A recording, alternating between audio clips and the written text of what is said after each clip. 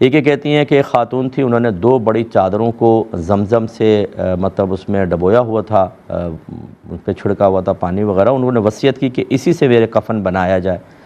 لیکن جب غسالہ آئیں تو انہوں نے ان بڑی چادروں سے صرف 2 چادریں تو نکال لیں، باقی جو دیگر چیزیں تھیں تہبند وغیرہ سینہ بند وغیرہ وہ نہیں نکالا اور یہ صدقہ کروا دیا. کیا حکم شرع ہوگا؟ دیکھیں ایسا نہیں کرنا چاہیے. عورت کے لیے جو کپڑے سنت کے مطابق ہیں وہی ان کو پورا اگر چادروں سے نکل سکتا تھا تو کرنا چاہیے تھا.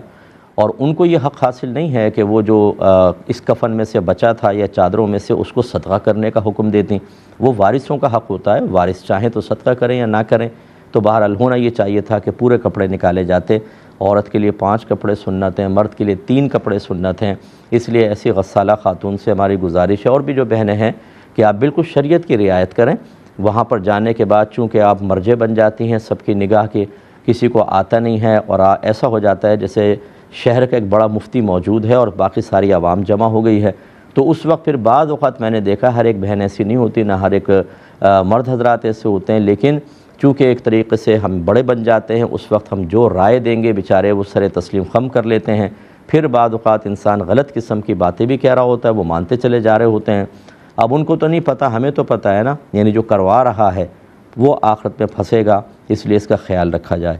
اب جیسے ایک خاتون کو فرض کر لے اگر 2 چادریں نکال کے باقی کپڑے دیے ہی نہیں گئے تو اب یہ غسالہ صاحبہ وہاں پھنسیں گی. وہ کہیں گی اللہ تعالیٰ میرا تو اس نے حق مارا، میرا کفن مجھے پورا ملنا چاہیے تھا.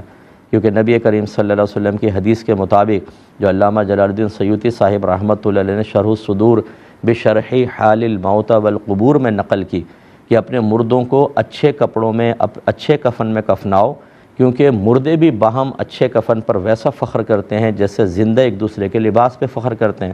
آپ نے ادھورا کفن دے دیا جبکہ دینے پر قدرت بھی تھی، نہ ہوتے تو ٹھیک ہے وہ تو پھر کفن کفایت کفن ضرورت کے اندر بھی آ جاتا، لیکن یہاں تو موجود تھا، اس لیے ایسا نہیں کرنا چاہیے تھا.